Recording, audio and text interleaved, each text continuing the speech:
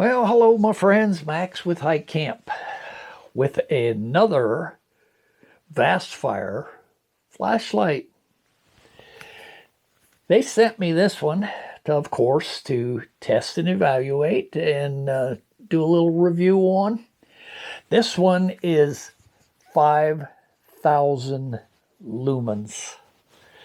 And it, of course, is zoomable like the smaller flashlight that I did. And this one's quite interesting. So we're going to put it through its paces. And, oh yeah, it has two 5,000 mAh batteries inside this. And it is a battery bank as well, and you can charge other devices off of this. Very interesting. So let's go over it and do some testing on it and see what I think. All right, the features on this light are the on-off switch. Right here, there's a little target looking thing on the switch, and one push gets it on the high intensity beam. A second push will get it on the low intensity beam, and a third gets it on strobe, and a fourth, of course, turns it off. These little lights that you see here are indicator lights for the charge level, each one being 25%. When you're charging the light up, these will flash in sequence until it's fully charged. On the side of the light, with two quick pushes on the on-off switch, will give you a side lantern on high. A second push will give you the side lantern on low. Any flashing that you might see on this setting is my camera. It is not the light. And then another push and you get a red. And then the last, you get a red strobe. And then the next one, of course, turns the light off. All right, and now for the backyard night test, where I tested the features and went from the high intensity beam to low intensity beam and the strobe light, then the side light on high intensity, the side light on low intensity, the side light on red, and the side light on red strobe. And it all worked great out there. Very bright light, very bright light. Then for the distance light, I stood on my deck and shined the light and zoomed in on the trees about 1 block away, and it illuminated these trees quite intensely. And that's about a block away, or a block is like, I think, about 1/10 of a mile. So the intensity of this light for 5,000 lumens is really good, really good. The drop test. Now, this light is shock resistant up to a 1 meter drop. Well, I took it on my deck, which is about 3 meters from the ground, dropped it on a snow covering of about 2 inches of powder onto frozen ground. The light did go out when it hit the ground because it turned the switch off. But I hit the switch and it came right back on.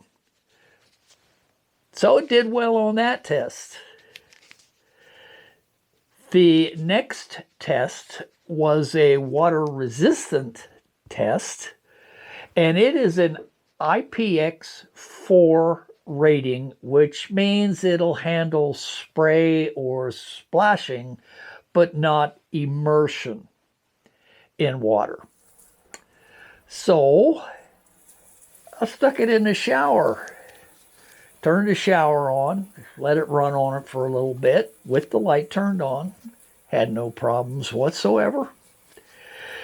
Pulled it out of there and just for the heck of it, stuck it in a 5-gallon bucket of water. Just dipped it in and out a couple of times. And it seemed to handle that pretty well as well. The runtime on this flashlight is right on the money of what they advertise. On the high intensity beam, 4 hours. And it did that, no problem. And they say it runs for 6 hours on the low intensity beam and 8 hours on strobe. Now, I didn't test either one of those because I didn't want to just leave it flashing in my garage for 8 hours. Might have had the neighbors calling the police on that one. It does weigh 1.4 pounds. It's pretty heavy, but she's a pretty good light. And yes, I did, even though they make no claims on its ability to be crush resistant. Yeah, I ran over it with my car. And I ran over it 4 times. And it started to slide around on the ice and survived 2 complete runovers. On the 3rd runover, the tube that holds the batteries separated from the head. Now, I kind of expected this when I did the run over on it because the head, as you can see here, is much longer, much wider than the body itself. And this is where the tube separated, right in here, right where the threads are. Now, it did strip out a few of those threads pulling off. But I put it back together in my garage and got it to go together. And still works like a charm. You see that? And the strobe, everything works on it. Even though it did come apart on the 3rd and 4th run over. So, and being it was not meant for that or tested for that by the company that makes it, I went a little beyond the pale in that. But it still works, and it survived 2 runovers from a Dodge Durango on ice, and that, I think, is why it actually broke and separated, is because it was sliding on the ice on my driveway and made the flashlight roll, and that caused it to separate. But it's back together. It still works. And I think that's pretty good that it survived 2 out of 4 passes with a heavy car like that.